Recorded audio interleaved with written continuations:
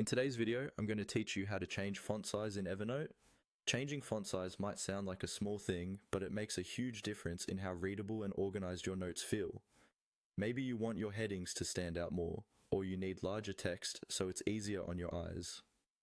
Whatever the reason, I'll walk you through the exact steps, slowly and clearly, so you can follow along in your own Evernote account.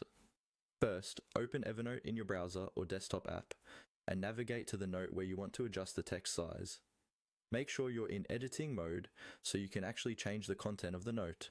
You'll know you're in edit mode if you see the formatting toolbar across the top of the note with icons for bold, italics, and so on. Now, the key thing you need to do before changing the font size is to highlight the text you want to adjust. Move your mouse to the beginning of the text, click, hold, and drag across the words you want to resize. You'll see the text become selected, usually with a colored background behind it. If you only want to change a single word, you can simply double-click that word to highlight it. If you want to adjust an entire paragraph, you can drag from the start of the line to the end, or triple-click inside the paragraph to select it all at once. Once your text is highlighted, look up at the formatting toolbar above your note. Among the options, you should see a number that represents the current font size, such as 10, 12, or 14. This is what you'll use to adjust how big or small your text appears.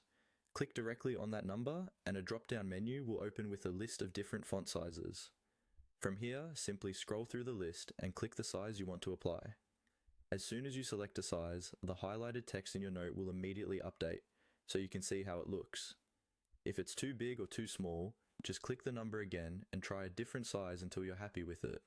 When you're done, click anywhere outside the text to deselect it, and your new font size will be saved automatically as part of your note.